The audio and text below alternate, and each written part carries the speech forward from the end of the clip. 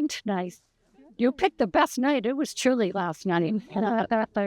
So we got another good-looking bunch of souls here tonight. Do you remember me from last year? Angel Mary Bernadette, Agnes Joan Teresa. I'm back. Welcome to the 3rd annual Canterbury Tales presentation. And I think this year is the best theme we've had so far.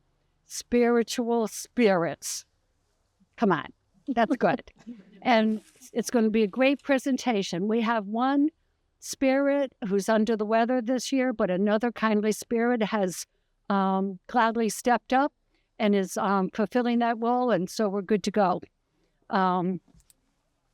St. Peter, this way, has asked me to say a few words before you start. Because we are in a cemetery and it is sacred ground, I know you'll have a respectful demeanor. You're going to have, this group will have 4 specters. Could you hold your lanterns up, please, specters? They're going to show you the path, thank you. They'll be in front of you, in the middle, and behind you. Okay, people tend to walk real slow in the cemetery, but, just keep moving. It is uneven ground and it is getting dark, so please watch your step. Hang on to the person next to you. You've already signed the form, right? Feel free to use your flashlight or phone while you're walking, but where the spirits come out to speak, kindly turn it off and no recording, okay? If you see an orange reflector light, it means there's a depression in the ground. Just kindly walk around it, okay? Now, the last thing is, 2 things. Everything here, even though there's levity in what our spirits are talking about tonight, everything is historically factual. It's all been researched and written with that in mind. So know that what you're hearing is fact with a little levity, all right? And let's see. Yes, the spirits that are speaking tonight have not spoken in centuries. So if you could please, when you get up to where they're speaking, don't lag back, don't be shy. Please get very close. Like now, this would be too far away. You want to get right up close if you want to hear, okay? They can't yell too loud because they'll bother another spirit speaking, correct? So you don't be shy. Any questions? Okay, hallelujah. Let's go have some fun. Follow your spectra.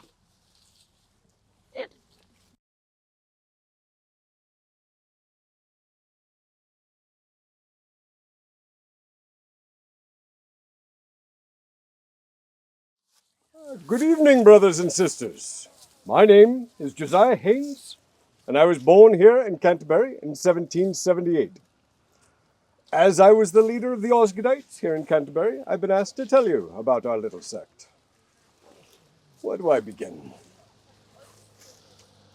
Jacob Osgood was our founder, hence the name, over in Warner, around 1812. He was married, had 8 children, and was a member of the Congregational Church, until one day he stood up to speak his mind. Well, they began to stamp and rap and didn't want to hear it. So he left that church and went over to the Free Will Baptists. Turns out they didn't want to hear it either. So he left them and formed his own sect and called it the Osgoodites. Brother Jacob was a prophet and could heal the sick. He was almost always cheerful and didn't despise the weak and was much beloved for these things. We believed that all things established by law were from the devil, and we were particularly opposed to paid ministers, law courts, magistrates, town meetings, and military training. We lived communally like the Shakers, although we did marry and have children. We were a simple, honest folk with little education, although some persons of talent did join us. In dress, we did not conform.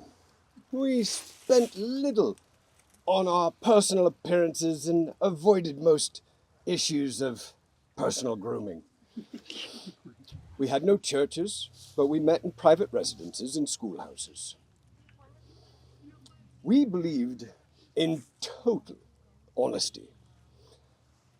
And we would often describe the shortcomings of other people in public, to much laughter and ribald interruptions. There's many things that we were.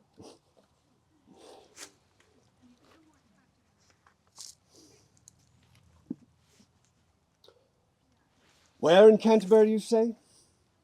There were about 30 families up on Zion's Hill, up Palletborough Road, which was later known as Pallet Road, and now I believe it's called Borough Road. Well, Brother Osgood passed away in 1844, and as he was our main force behind our movement, our meetings were less and less frequent and ceased altogether by 1890. As for me, I had 3 children with my first wife, and when she passed, I married Polly Ames. And when I passed 3 years later, at the age of 60, Polly moved in with my unmarried sister Jane. Now I have a little story to tell you about Aunt Polly and Aunt Jane as they were known, and a little homeless Irish boy. Well, when John Rayleigh was 9, he was arrested on Boston Commons for playing marbles on a Sunday. As his mother had passed and his father was never notified, no one came to his defense, so he was sent to Deer Isle as a stray for 2 years. He was later bound with a family in Concord, and when he ran away in 1858, he was found by a Canterbury native and brought to the Osgoodites on Zion Hill and raised by the 2 elderly aunts. Well, he was happy there, and he stayed there until he was 19 and enlisted in the Union Army. During the Battle of Gettysburg, he was wounded and discharged and returned to care for his elderly aunts. Well, the little Irish boy inherited the farm, sold it, and moved to Leominster and lived to a ripe old age. In Concord, in the Hall of Heroes, there is a photograph of John Rayleigh, the little homeless boy raised by a pair of unlikely Osgoodite aunts in Canterbury. And if you go to the town hall, right there on Hackleborough Road, you will find a beautiful grandfather clock donated by John Rayleigh's family of Scarborough, Maine. Well, as for me, you can still find my gravestone on Zion's Hill, and it reads, "He kept his faith unto the end, and left the world in peace. He did not for a doctor send, nor a hireling priest." Good night, brethren.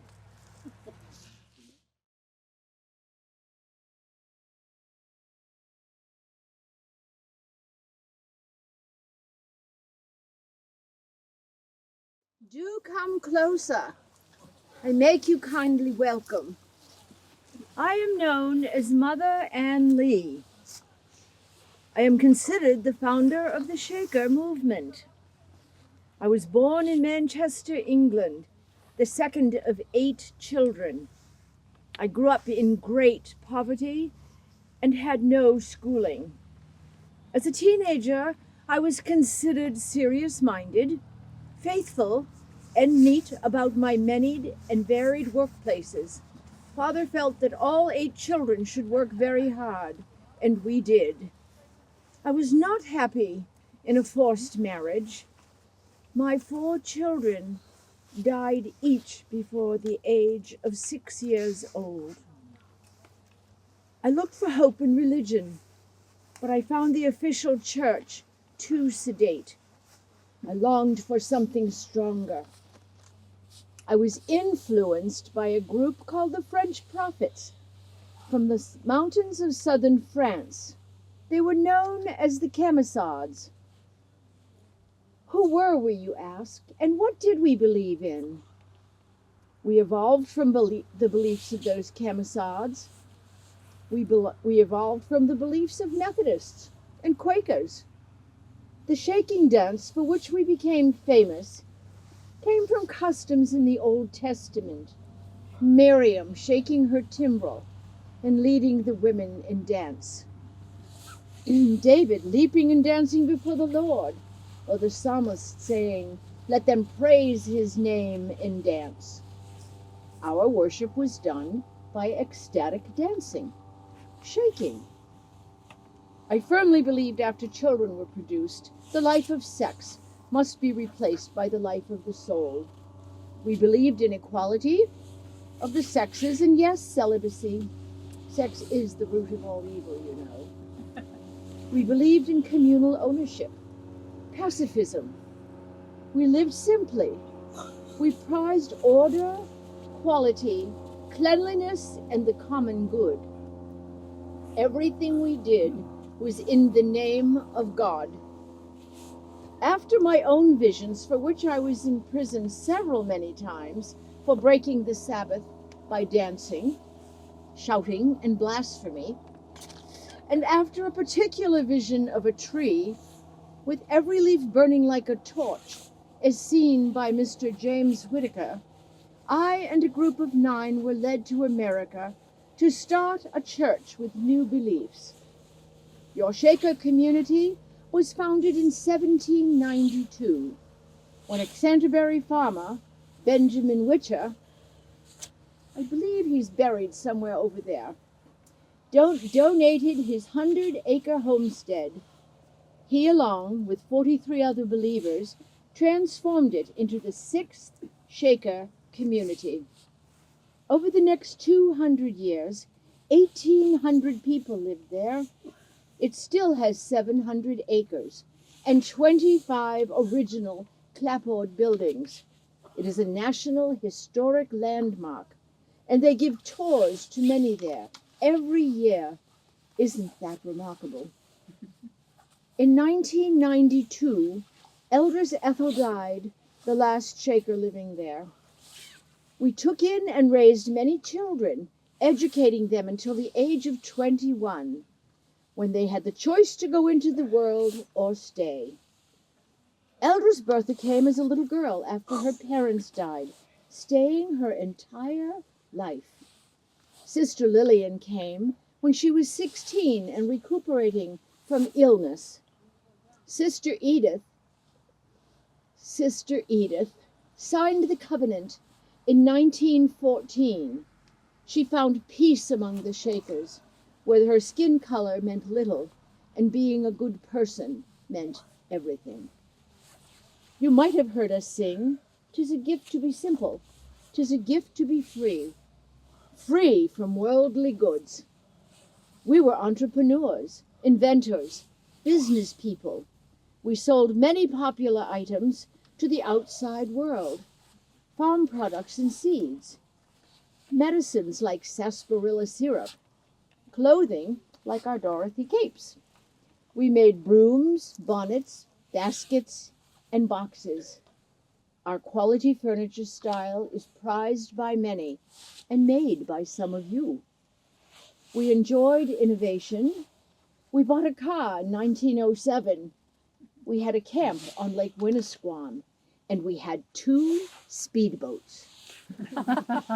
We played many musical instruments and performed many theatrical plays. We had some of the first radios, refrigerators, washing machines. We even had a KitchenAid mixer. I died at the age of 48, 10 years after arriving here. I did not see the 19 Shaker communities that thrived for so long. I am happy to know that I listened to my heart way back then, when I just knew that God wanted me to do something else with my life. You may have heard it said, "Hands to work, hearts to God." I invite you to move on now. Careful with your steps. 'Tis a gift to be simple, 'tis a gift to be free, 'tis a gift to come down where we ought to be.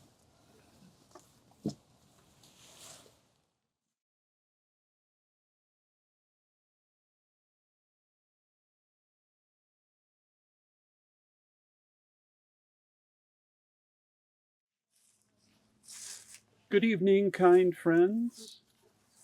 My name is Henry Clay Blinn, and I've been asked to say a few words about my full and rewarding life as a Shaker here in my dear town of Canterbury.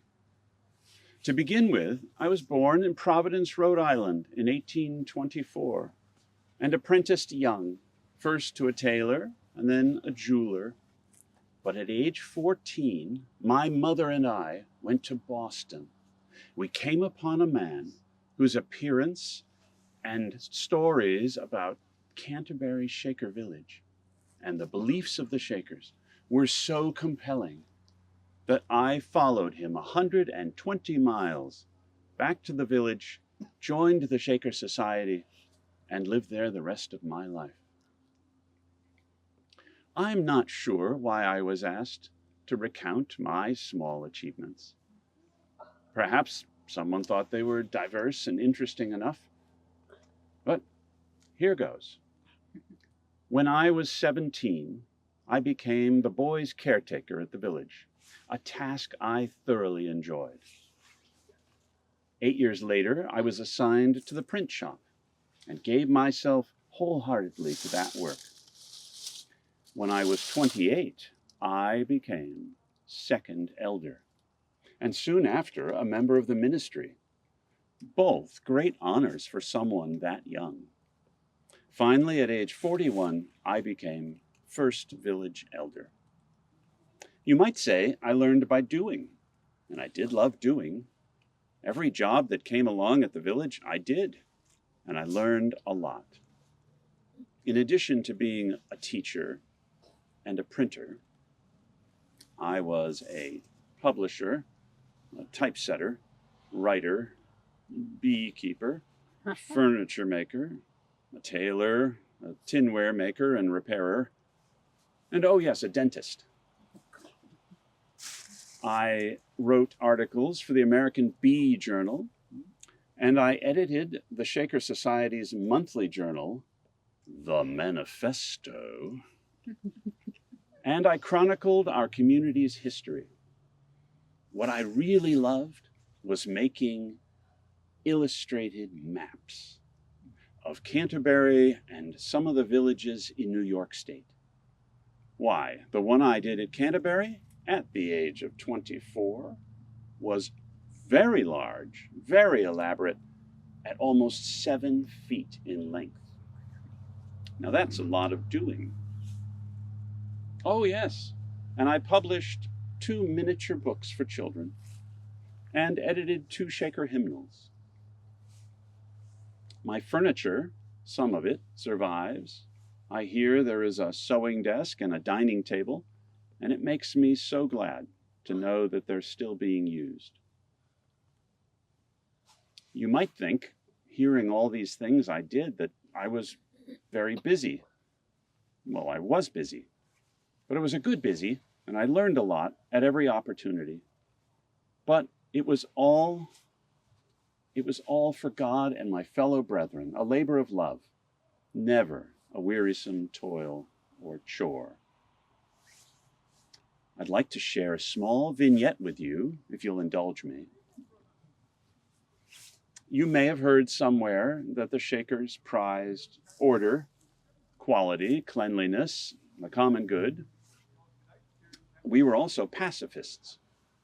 And in 1863, while the Civil War was going on, across Shaker communities in New England, quite a few brethren, including myself, were drafted for the Army. Oh, it was the most humiliating experience.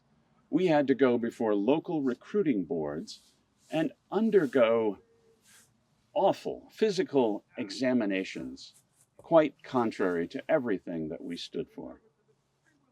Well, the Shakers struggled with this, and they were determined to uphold our beliefs in nonviolence.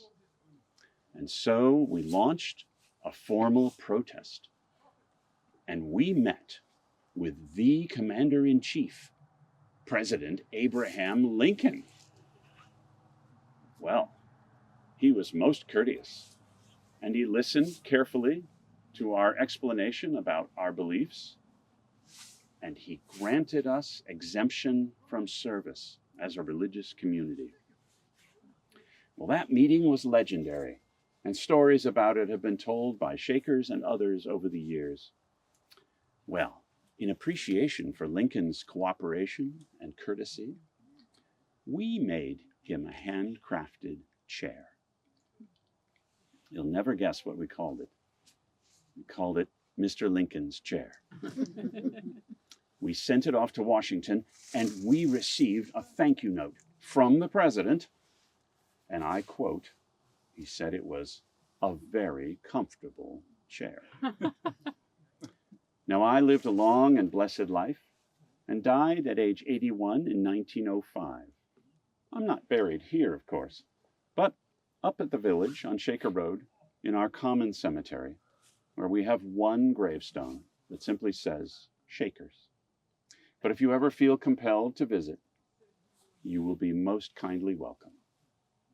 Now, be careful as you head toward Dr. Harper, and good night. Thank you.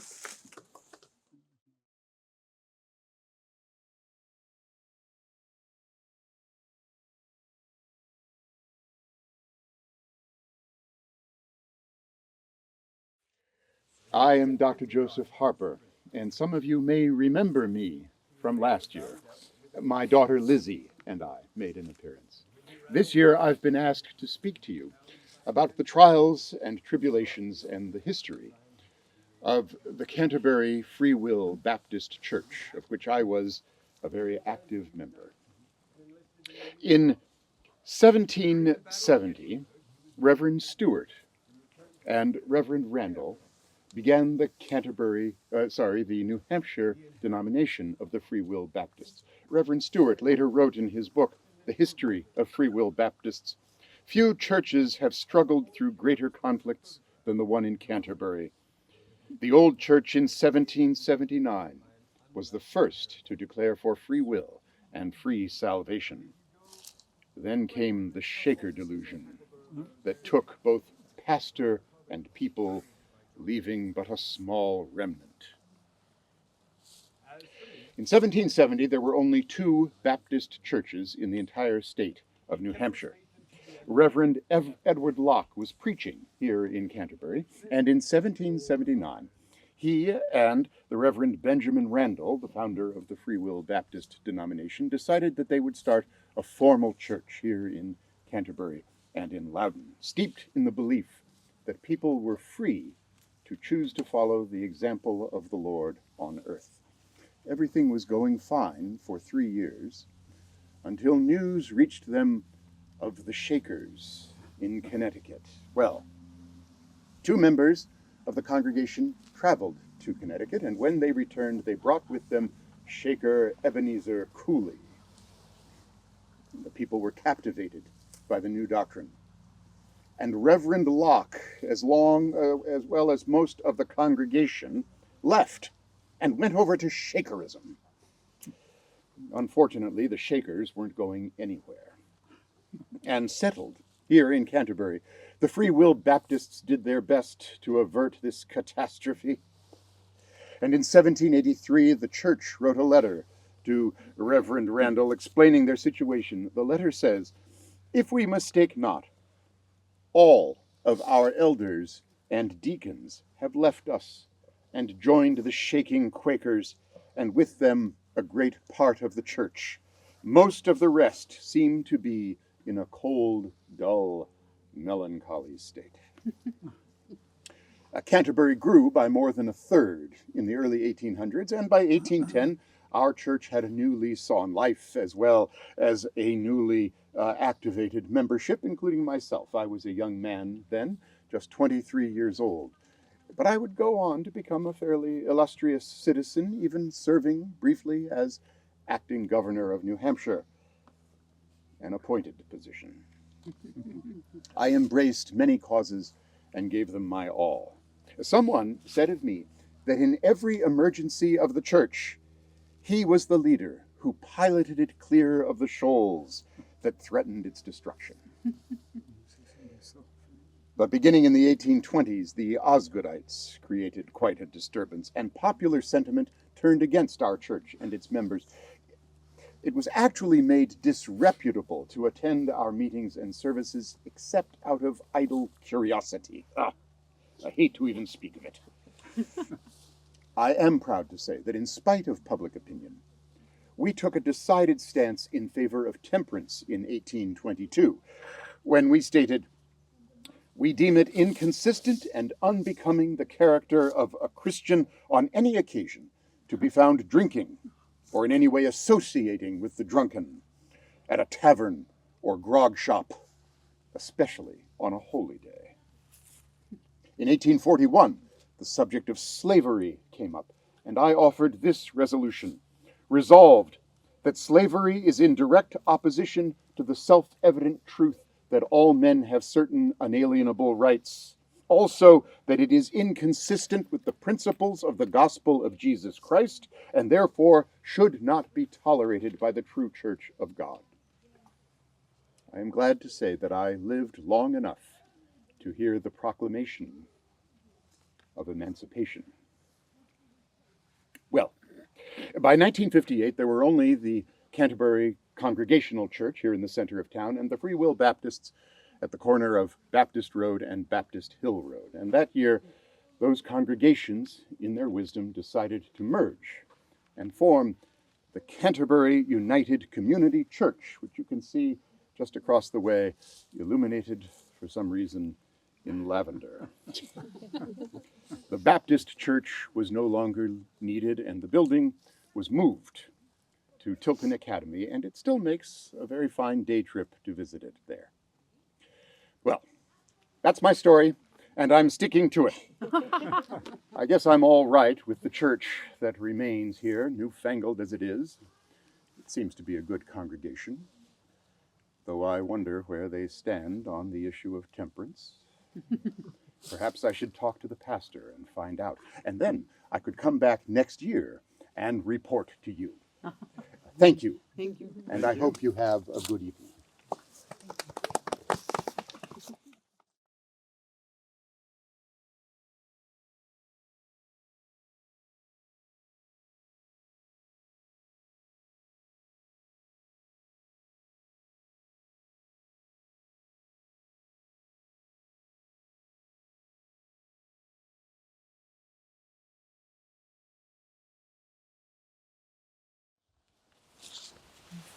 My, such goings on in the cemetery this evening. I hear that you are interested in Canterbury's spiritual history, and I have something to say about it. My name is Nathaniel Pallet, and my father was Joseph Pallet. He was of Spanish descent, and he stowed away in the hull of a ship and came to this country. He made it to Canterbury, where we created our own little hamlet. It's over yonder. We called it Palletborough. Well, what we knew as Palletborough Road, you shortened up to Borough Road. You made it shorter, but you forgot the best part, the pallets.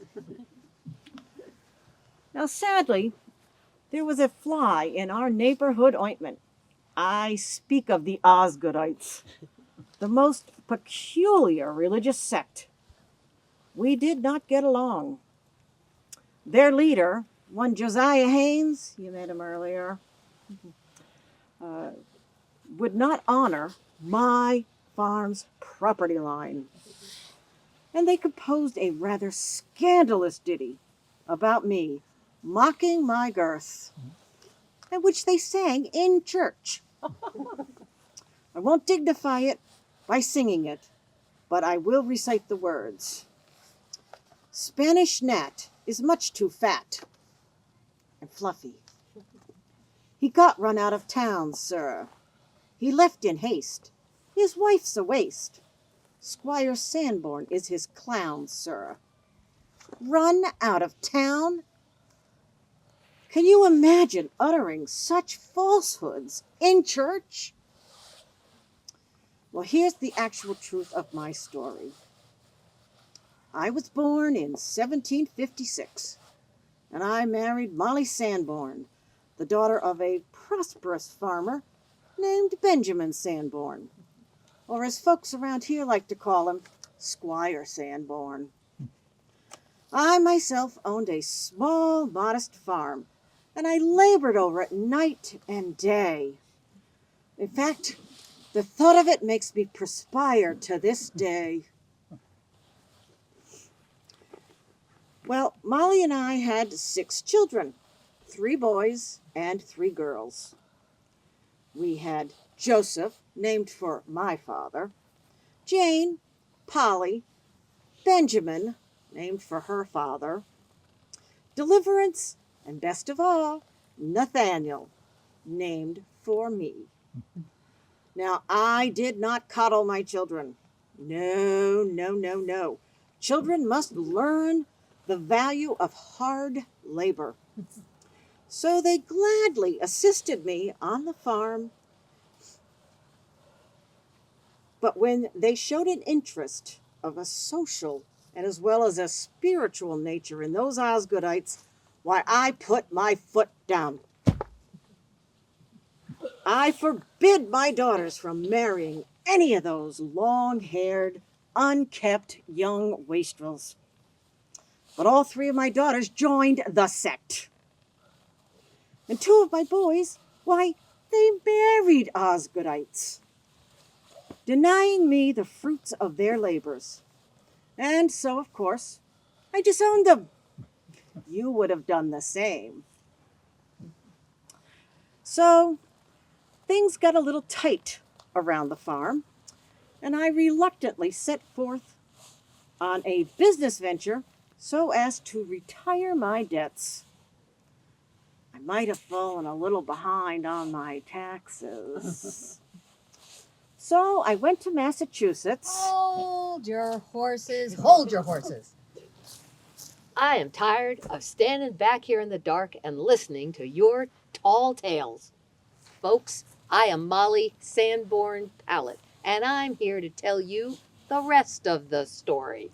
Now, it is true, Nathaniel and I were married, and we had 6 fine children. It is also true that Nathaniel was fighting with those Osgoodites over our property lines. But that is where the truth of his story ends. Why, I never... It is finally my turn to talk. Nathaniel, as you can see, is a large person. He is also largely a lazy layabout. He treated our children like servants, barking out orders, supervising, while they did all the heavy work around the farm. Naturally, they rebelled. And when he forbid our daughters from marrying their sweethearts, what happened? Why, they never married. And that's when they joined the Osgoodites to boot. Our sons said, "See you later, Dad," and they took up with the Osgoodites as well. Oh, yes, it's true. Nathaniel disowned them, but it didn't much matter. They were already gone. And then, one day, or should I say one middle of the night, Nathaniel disappears. It was a business trip. A business trip, really. Just as the tax collectors came knocking at the door, that sounds like monkey business to me. Well, somebody had to take care of the farm, didn't they?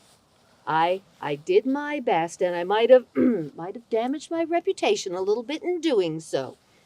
But then my dear father, Squire Sanborn, took pity on me and paid our debts. Oh, excuse me, Nathaniel's debts. Well, there I was, free and clear at last, and who do you think comes skulking back to Canterbury? Fat Nat. And who do you think was glad to see him? Everybody. Nobody. Not our spinster daughters, not our disowned sons, who were back working on the farm, by the way. Not my father, who was out a goodly sum of money. Not the Osgoodites, and you certainly weren't going to come live with me. However, it became apparent that Nathaniel wasn't going anywhere. So one of our boys, who lived in a modest house nearby, moved into the big farmhouse with me, and we stuffed Nathaniel in the small house. Ah! A large, very fluffy man in a small structure. Most cruel. Oh, wah, wah, wah. It is the best that you deserved. And that, my friends, is where this loser spent the rest of his long and lazy life. But get this, I died in 1822, just 59 years old, while he lived to be 91. Now, how is that possible? And is that fair? Years of good living. Oh, baloney. At least I had 48 years of quiet here in the cemetery before you showed up. Well, excuse me for being a little bit tetchy this evening, but thank you kindly for letting me set the record straight. I buried up on the Borough Road. I'd like some company now and then. Anyone but you, Nathaniel. I've seen enough of you to last a lifetime and beyond. Good night. Well, that was a tad awkward, wasn't it? Well, friends, let me just remind you not to believe everything that you hear in a cemetery. Well, it does certainly depend on who's telling the story now, doesn't it? Are you quite finished? Yes, I suppose I am. Let's go. Come on. Good night. Good night. Watch your step unless you'd like to join us.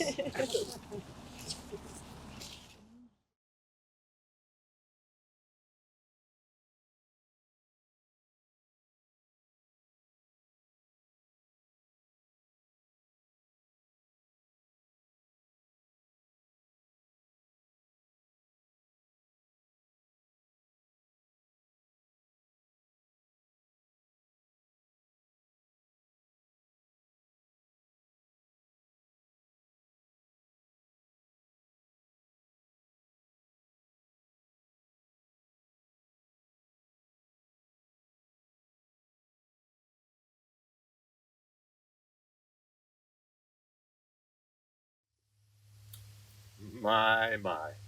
Such activity in the cemetery tonight. I understand you share an interest in Canterbury's spiritual history. Well, I have a word or two to contribute on that subject. You see, my name is Nathaniel Pallet. My father was Joseph Pallet, a man of Spanish descent who came to this country as a stowaway in the hold of a ship. In time, he made his way to Canterbury, where we established our own little hamlet by the name of Pallet Borough. It's over yonder. What we knew as Pallet Borough Road, you know today as Borough Road. Sure, you shortened it, but you left out the best part, the pallets. Uh, um, hmm. Ah, sadly, there was a fly in our neighborhood ointment. I speak of the Osgoodites, a most peculiar religious sect, heretics all. We did not get along. Their leader, one Josiah Haynes, made a practice of encroaching upon my property, but I would not have it. In their anger, they composed a rather slanderous ditty about me, mocking my girth, and they performed it in church. Now, I shall not dignify their composition by singing it for you, but I shall recite the lyrics. Spanish Nat is much too fat. He got run out of town, sir. His wife he left in haste. His wife's a waste. Squire Sanborn is his clown, sir. Run out of town. Why, can you imagine uttering such malignant falsehoods in church? Here is the truth of my story. So help me God. I was born in 1756. I married Molly Sanborn, the daughter of a prosperous farmer by the name of Benjamin Sanborn, or, as he was known in town, Squire Sanborn. I myself owned a modest farm and labored over it day and night. Yes, I did. Why, the very memory of it makes me perspire to this day.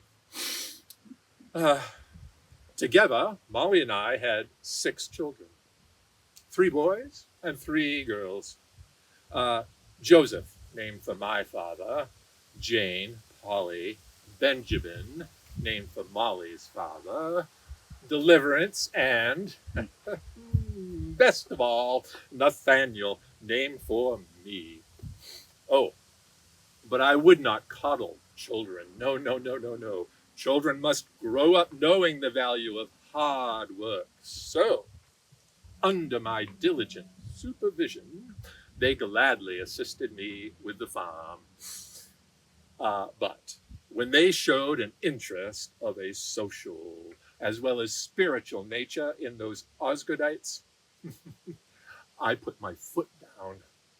Why, I forbid my daughters from marrying one of those unkempt, long-haired young wastrels. But those ungrateful young women defied me by joining the sect. And 2 of my boys, why, they married Osgoodites, denying me, their father, the fruit of their labors. So, of course, I disowned them. You would have done the same, surely. Sadly, after that, things got a little tight around the farm. And so, reluctantly, I set forth in search of a business opportunity such that I might retire my debts. You see, I might have fallen a little behind on my taxes. But as I was saying, I set out for Massachusetts and... Hold your horses. I beg your pardon. Hold your horses. Folks, I am Molly Sanborn Pallet, and I am here to tell you the rest of the story. It is true that Nathaniel and I were married. It is also true that we had 6 fine children. But that is where the truth of your story ends. Why, that's outrageous. Nathaniel treated our children like servants. He barked out orders. He supervised while they did all the heavy work around the farm. Naturally, the children rebelled. And when he forbid our daughters from marrying their sweethearts, what do you think happened? They never married, and they joined the Osgoodites to boot. Our sons said, "See you later, Dad," and they took up with the Osgoodites as well. Oh, yes, it is true. You disowned them, but it didn't much matter. They were already gone. And then, one day, or should I say one middle of the night, Nathaniel disappears. Coincidence, my dear. A business opportunity, Indeed. no doubt. Yes. Sounds like monkey business to me, with the tax collectors just about to knock on the door. Well, somebody had to keep the farm going, didn't they? I did my best and might have damaged my reputation a little bit in doing so. But finally, my dear father, Squire Sanborn, took pity on me and paid off our debts. Oh, excuse me, Nathaniel's debts. Why, I worked so hard. And then, there I finally was, free and clear, and who comes skulking back to Canterbury? Yes, Fat Nat. And who was glad to see him? Oh, why? everybody. Nobody! Not our spinster daughters, not our disowned sons who were back working on the farm, not my father who was out a good sum of money, not the Osgoodites, and he certainly wasn't going to come back and live with me. Well, it became pretty clear that Nathaniel wasn't going to go anywhere. So, one of our sons, who lived in a modest home nearby, moved in with me, and we stuffed Nathaniel into the little house. A large man in a small structure. Most cruel. Oh, where. It's the best that you deserved. And there is where he spent the rest of his long and lazy life. But get this, I died in 1822 at the age of 59, while this loser lived on to be 91.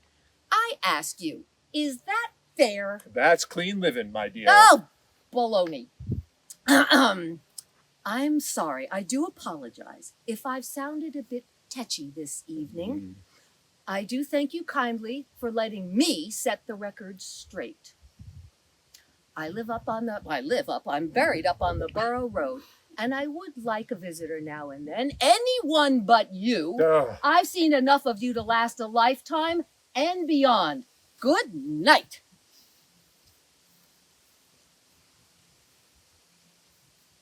Well, that was a bit awkward. Friends, in parting, may I remind you that you can't believe everything you're told in the cemetery. Well, it does depend on who's telling the story now, doesn't it? There's no need to be so grumpy. Come along, let's go home.